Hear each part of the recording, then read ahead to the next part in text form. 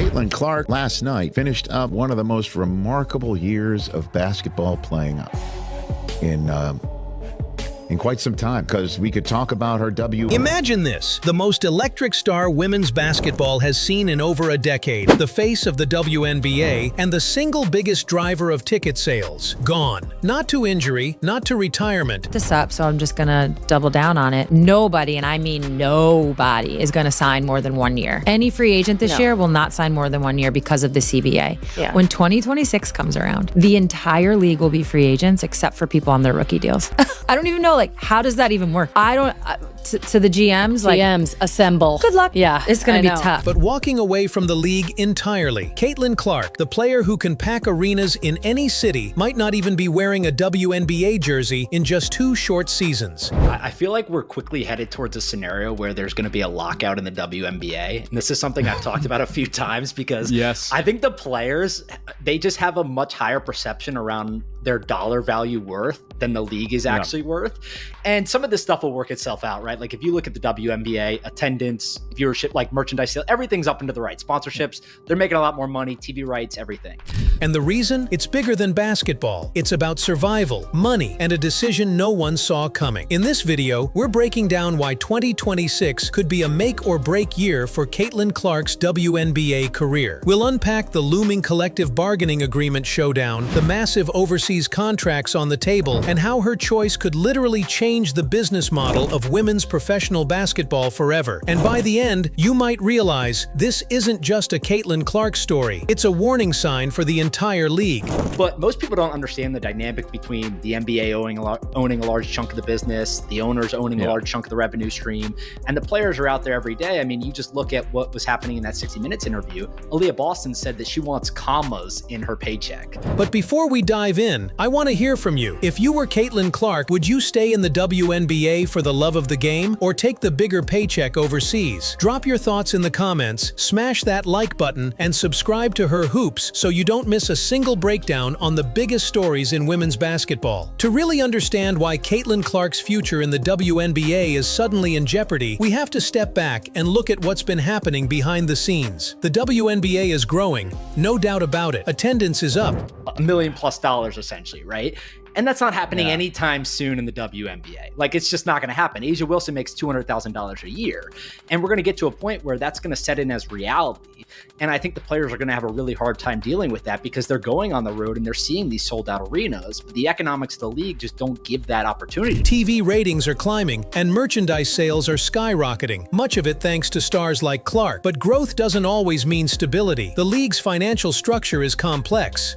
The NBA owns a significant share of the WNBA, which means the revenue pie has a lot of hands in it. Players are on the front lines, giving their all on the court, but the paychecks often don't reflect the leaps in popularity. For example, A'ja Wilson makes about $200,000 a year, decent, but nowhere near the millions that the league's rising stars believe they deserve.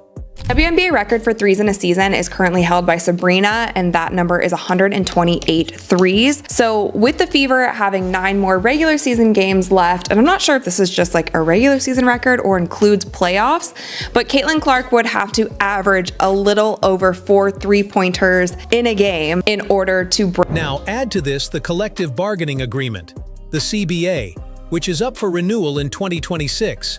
The players want big raises, aiming to jump from around $150,000 to the $1 million range.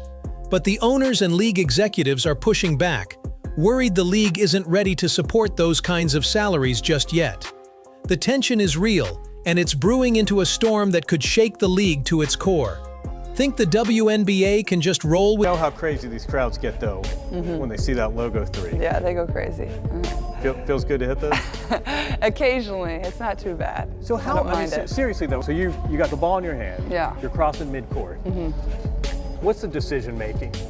Pass, pull up, Wait until you hear what happens if negotiations fall apart. It could mean a lost season and a player exodus unlike anything we've ever seen. All right, here's where the real tension kicks in.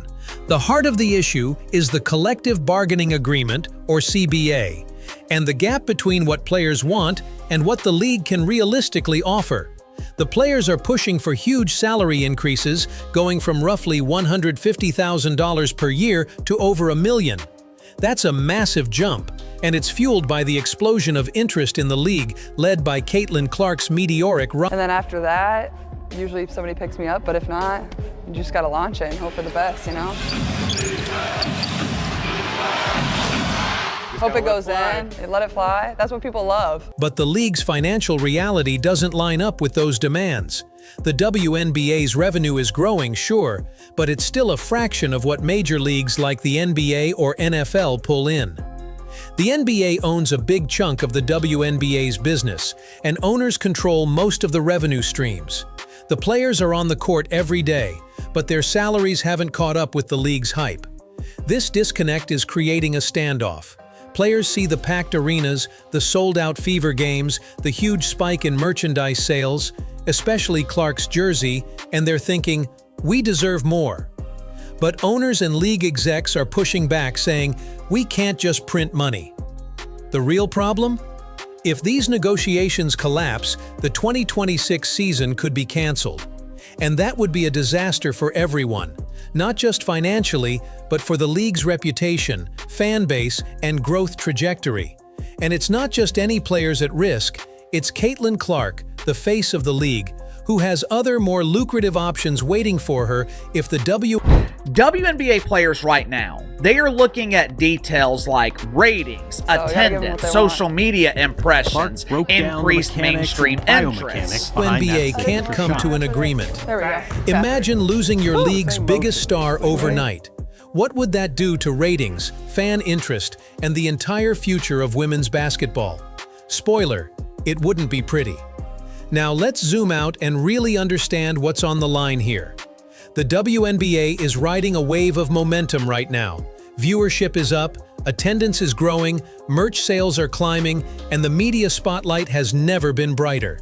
Caitlin Clark is the engine driving a lot of this excitement. But here's the catch. The league doesn't have the financial cushion or the brand depth to absorb a major hit. Look at the NHL as a cautionary tale. Back in 2004-05, they canceled an entire season over labor disputes. Even with decades of history, massive fan bases, and lucrative TV deals, the NHL's broadcast presence shrank and sponsors cooled off. It took years for them to claw back their place, and some say they never fully recovered culturally. Now imagine the WNBA, a league still fighting to build a stable foothold, missing a season in 2026. That's not a bump in the road, that's a crater. One season lost could wipe out years of progress. And the rival league, Unrivaled, is already throwing huge money at top WNBA stars. Caitlin Clark reportedly got $1 million-plus offer to jump ship last year. Will that offer get smaller by 2026? Absolutely not. Unrivaled is positioning itself as a real alternative, paying more, fewer games, and treating players like headliners.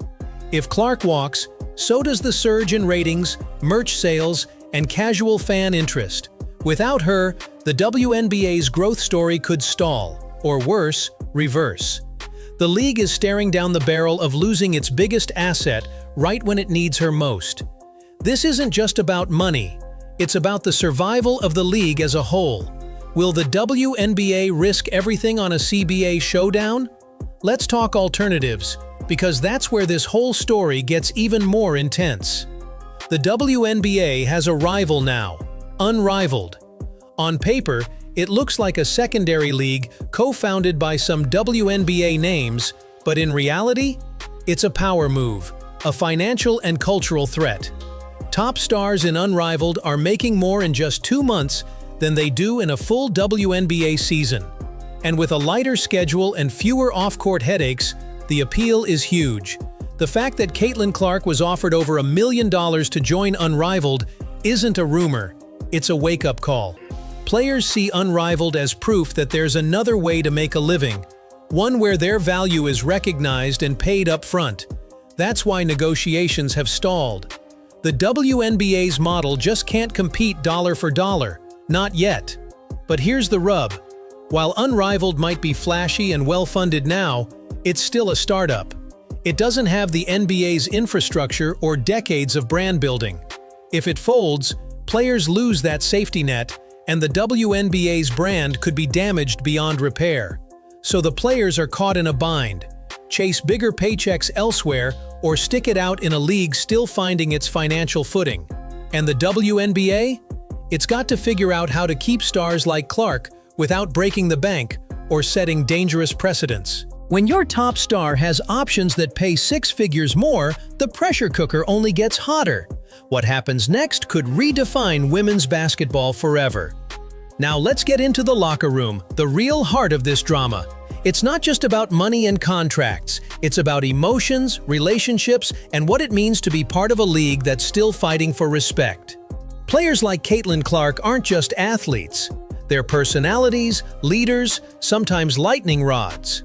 Clark's rise hasn't been smooth. From tough physical play targeting her on the court to mixed reactions from veteran teammates and media, she's felt the heat in more ways than one. The tension comes from a mix of admiration and frustration.